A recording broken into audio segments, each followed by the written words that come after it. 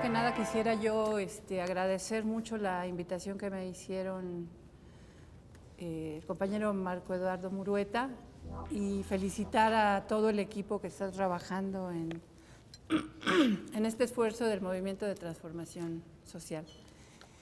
Me pidieron que hiciera que pudiera yo comentar de qué manera hemos venido participando en estas transformaciones que ha tenido el país y me permití hacer un escrito para no perderme y para poder concentrar las ideas. Así que les voy a leer. En México, las mujeres somos más de la mitad de la población, de acuerdo con el último censo del 2010.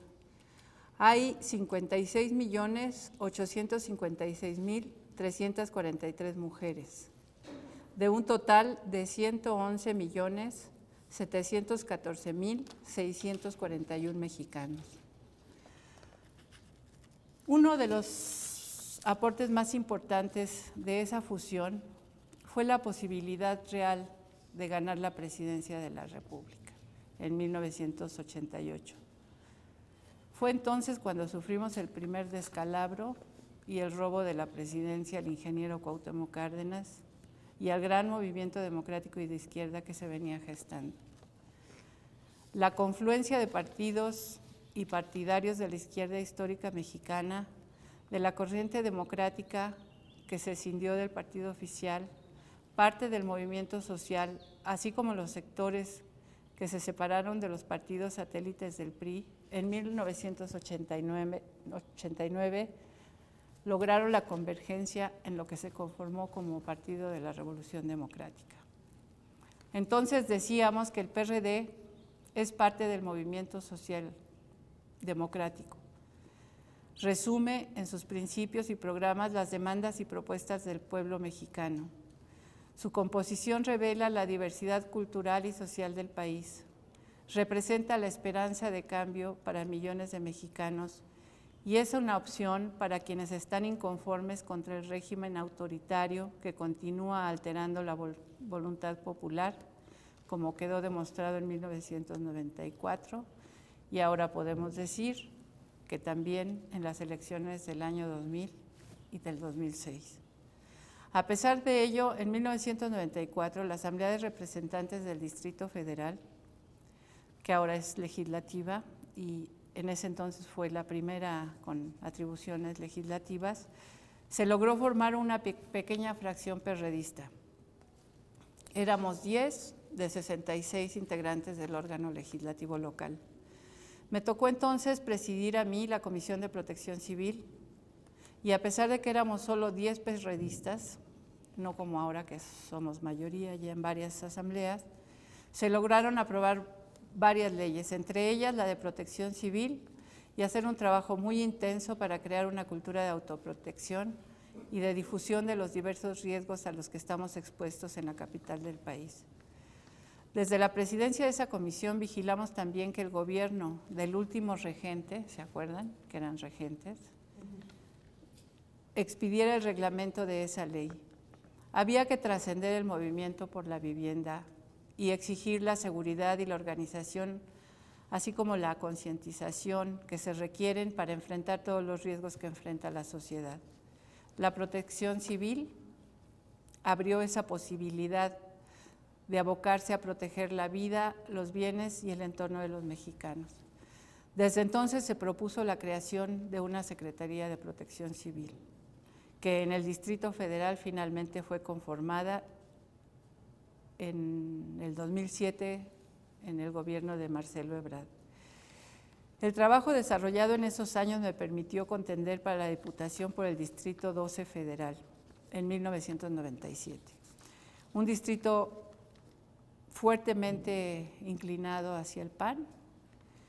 El trabajo de la campaña se diseñó buscando el voto de las mujeres, se visitaron todas las escuelas, todas las lecherías, todos los mercados, todos los centros de reunión de mujeres, y es un distrito que es la mitad de la delegación Cuauhtémoc. Por primera vez en ese año se eligió un jefe de gobierno, y fue el ingeniero Cuauhtémoc Cárdenas quien ganó por amplio margen, y a partir de entonces es que el PRD gobierna la Ciudad de México. Analizar lo que se ha hecho en la ciudad, a diferencia de lo que se vive en otras regiones del país, puede darnos la confianza de que México va a mejor destino con Andrés Manuel López Obrador. Porque no es solo él, somos millones los que vamos a transformar este país. Es un gran movimiento del que todos formamos parte. Finalmente, una vez ganada la legislatura, la candidatura del Distrito 12, me tocó participar en la 57 legislatura, a la que llegaron líderes y representantes populares de todo el país. Por primera vez se conformaba una fracción del PRD con 125 diputados, de los cuales 32 éramos mujeres, 71 habían ganado distritos en distintas regiones del país, de los 300 en los que está dividido el territorio nacional. Fue una legislatura histórica en la que el grupo de los 5, así se le llamaba a las fracciones agrupadas del PRD, PAN, PT, Partido Verde Ecologista de México y los independientes, en donde por cierto estaba Marcelo Ebrard, que desde las primeras sesiones se conformó este grupo de los 5 para lograr una mayoría frente al PRI. Nunca antes en la historia del Congreso el PRI había sido minoría. Se realizaron importantísimas modificaciones a la Ley Orgánica del Congreso y a su reglamento para dar lugar a un cuerpo más representativo. La batalla fue muy dura y ahí la experiencia de algunos legisladores, estaba Porfirio Muñoz Ledo, estaba Pablo Gómez, gente que tenía ya alguna experiencia, fue muy importante para concretar los cambios que se requerían. La Cámara de Diputados no volvió a ser nunca el cuerpo de levantadedos que fue durante los años del PRI, ni volverá a serlo. Dejó de dormir el sueño de los injustos, diría yo, porque eran puros priistas los que ocupaban los escaños, para convertirse en un poder vivo y actuante.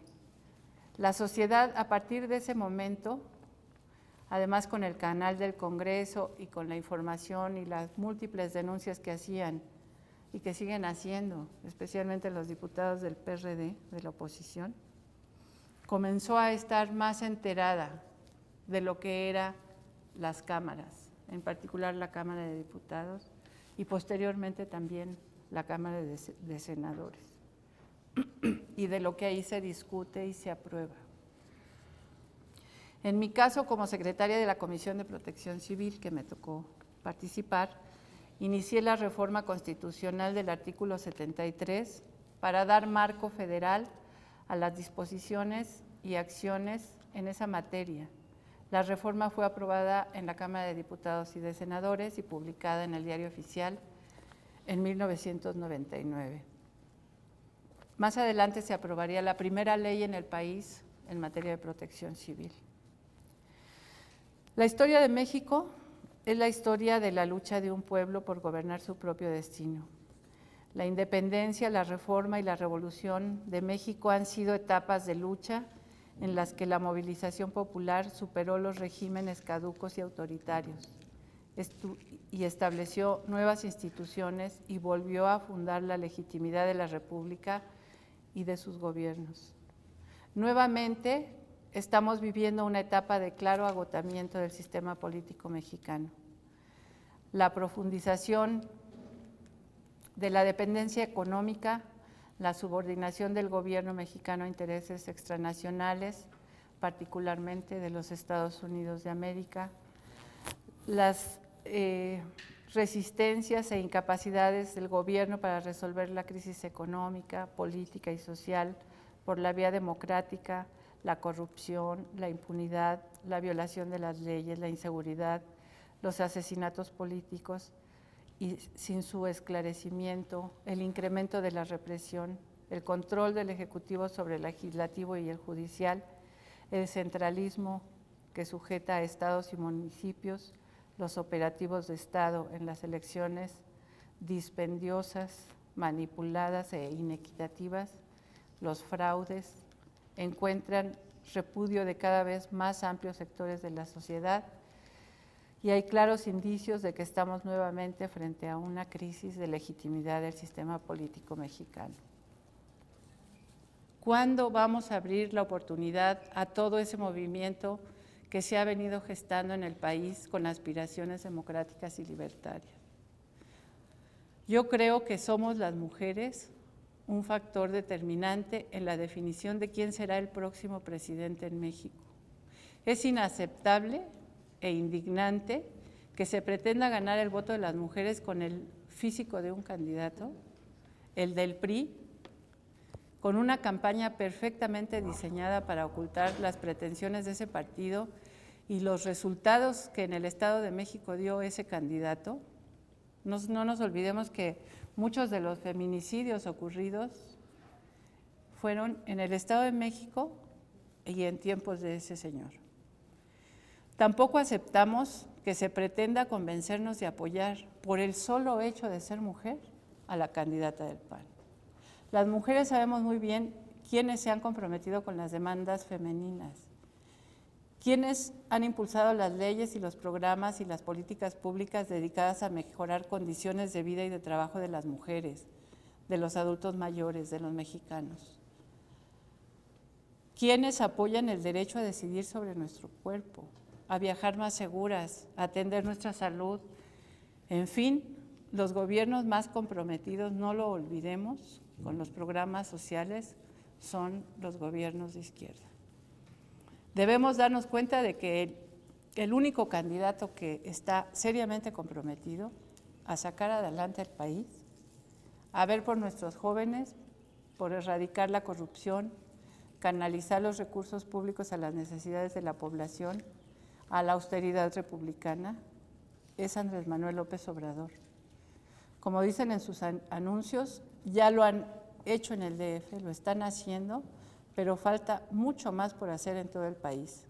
Y yo estoy convencida de que somos las mujeres las que vamos a marcar la diferencia, como lo están haciendo recientemente otras mujeres en México, en Argentina, en Brasil, en Chile, en Paraguay próximamente, y en Latinoamérica y en el mundo. La historia cuenta, hagámosla valer. Muchas gracias. Gracias.